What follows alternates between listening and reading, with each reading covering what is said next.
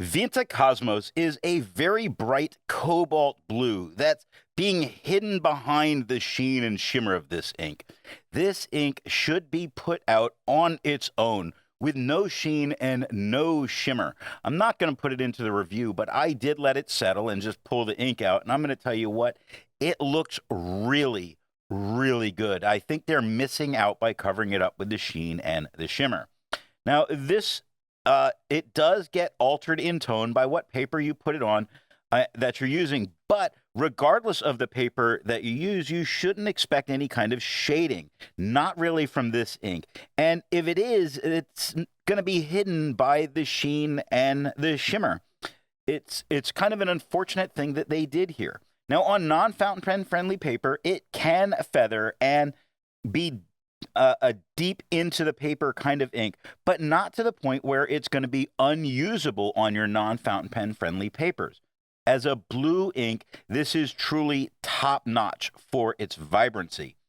For me, again, it's unfortunately the sheen that just is too much. It often just hides the beautiful ink that's underneath. The pen for today is a Kaweco Sport. And now that we know my opinion on this ink, let's see how we got there by looking at the first writing sample done on Clairfontaine. Take a look at that bright, vibrant, and kind of dark cobalt blue. Beautiful on the page. No feather, no spread. Yes, we are seeing some sheen. Yes, we are seeing some shimmer. It's not the end of the world, but it's ground shaking for the amount that's there. I do think this stub looks great for it. No feather, no spread, no shading. Again, the sheen and the shimmer definitely there. Take a look at mathematics on the first line, where the matte at the beginning is generally just that nice blue with some sheen going on. The H, which looks darker on camera, is because of the shimmer that's really going on there. The EMA, the shimmer lightened up a bit. The ticks at the end, the shimmer comes back. So what I've been seeing when it is coming through on camera is these darker areas that we get seem to be a bit more of the shimmer than the sheen, which is a little bit backwards, but it's something to be aware of in this video.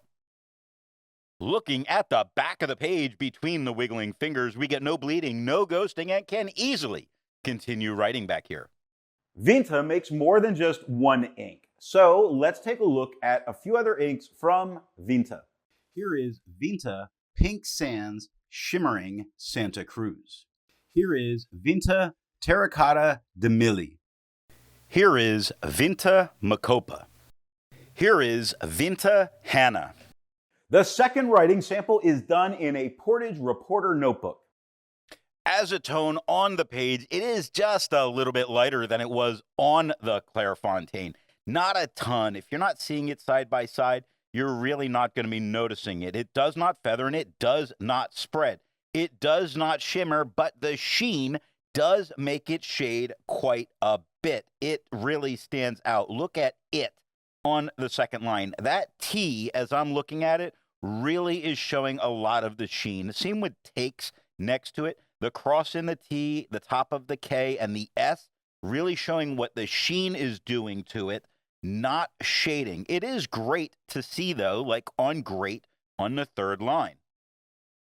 Looking at the back of the page, we get no bleeding, no ghosting, and can easily continue writing back here. There's a lot to be learned by doing multiple chromatographies. The one on the left is done the way it's supposed to be done. A line of ink is put down to immediately put into water to show the separation of those colors making the ink. Now the one on the right is marked with a D. This is allowed to dry for 10 minutes before it's put into water. The third writing sample is done in a national brand Steno notebook. The tone on the page is just as dark as it was on the Clairfontaine. Strangely to me in person, it's getting a slight bit of a greenish tint to it, which means it's being affected by the tone of the paper, showing that this ink is just a little more translucent than I would have expected, considering how dark it is. Now, I'm not having any other kind of problems. I'm not having any shade, or I'm having not big feathering, just tiny, like you see on terms, the S at the end, second line, tiny feathers. N on the multiplication on the first line, tiny feathers. not a big deal. But no spread, no shading, the sheen not coming through on the inexpensive papers, the shimmer eaten up by the inexpensive papers. What we're getting to see here is much more the ink that I saw when I used it without the shimmer, when I skimmed the ink off the top, although the tone of what we're getting is being affected a little bit by the tone of the paper. Looking at the back of the page, I can see that it gets quite deep into the paper in a lot of areas. Now, the ghosting that's happening, I'm going to call minimal. This is a stub, a lot of ink being put down. The fact that it's getting deep into the paper, I don't see that as a big issue. It did not spot the page underneath, so it did not bleed. I just think it depends on what you're writing with on this side on if it's usable. Resistance tests are done to see how well this ink can be expected to perform on the page, and more importantly, how hard it may be to clean from your pen. Now, the smear is allowed to dry for 3 days before testing it. In the upper left, you can see where there is highlighter. In the upper right, that is pen flush. The lower left has a 1/3 bleach solution, and the lower right has plain old water. The next writing sample is done in a Rhodia notebook. Here we get the same tone as the Clairfontaine. It does not feather, and it does not spread. It does not shade. It does shimmer. It does sheen. The shimmer and sheen that is this ink. Yes, strong. Strong. And I'm hoping that the more straight on angle is really working in your benefit. And it appears when I look at the footage that it is. Now, the most important thing for me on this paper, though, is how well does it stand out against that quad rule? And quite obviously, it has no problems.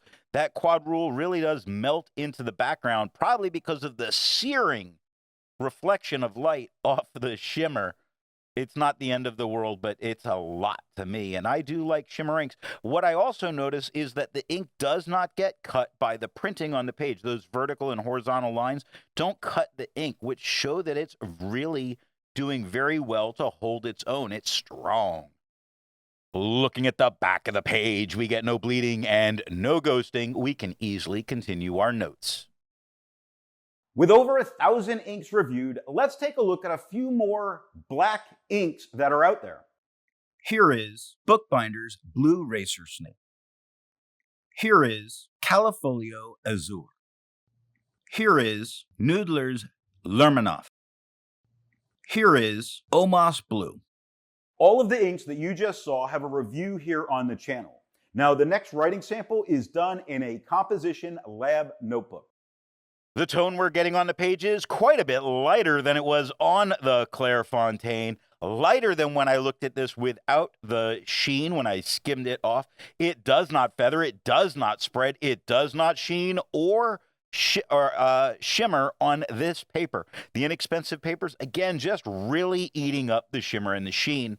And I hope that it comes through with the premium papers on camera, but I definitely get to see it in person. Wow, but there is some shading that's happening. Not a ton. If you take a look at mathematical on the second line, you see at the top of the H, it's a bit darker. The top of the second T, the top of the L, a little darker. For the most part, what we're really getting is one tone. I'm not really looking at this as a shading ink. It's kind of unfortunate for that because it's so beautiful. I do wish that it shaded some. It does stand out against the quad rule without any kind of a problem, though. I would be very impressed with a student using this ink in their lab notebook. Looking at the back of the page, we get no bleeding and no ghosting, easily continuing those lab notes. While it's nice to see inks that are in the same color family, I prefer to find inks that complement the color on the page. Here is Private Reserve Shell Pink. Here is Cairo Iro Moonlight of Higashiyama. Here is Krishna Naval. Here is Krishna Freedom Gold. The best way you can support this or any channel that you like watching is to alert the retailer of where you saw the product at time of purchase. Now, the last writing sample is done on 20-pound copy paper. The tone we're getting on the paper is a whole lot lighter than it was on the Clairfontaine. It does feather and it does spread. Both very minimal, very usable. This is really coming across well on this paper. Again, to try and point out the little feather spots that happen, you would assume when you look at the ass, you'd see a little bit in feathers. That's right, there's feathers in the ass of Assume. It's not a big deal, though. Again, for what we're writing on, this is doing exceptionally well. I'm happy to not see the shimmer and the sheen in this. I think this blue we're getting is absolutely fantastic. It makes it a real winner on this paper because we're not getting the shimmer or the sheen. We're just getting that great blue. Looking at the back of the page, you see this ink did get a bit deep into the paper, as you would expect, but it did not bleed through touching the page underneath. But you can't write back here. So what nib and pen do I think are going to give the best writing experience with this ink? The Quaveco art is a wet stub, so I think it's really going to show most of the aggressive aspects of this ink, which there aren't really very many, and it unfortunately doesn't shade. Now, off camera, I went for a very dry medium nib to try to cut down on some of the shimmer and the sheen that was going on. No glory for me there. It was the same. This puts us on a dealer's choice, as it seems that it doesn't matter what pen you're going to use. You're always going to get that same bright blue, red sheen, gold shimmer, no matter what pen. It's more about choosing the right paper.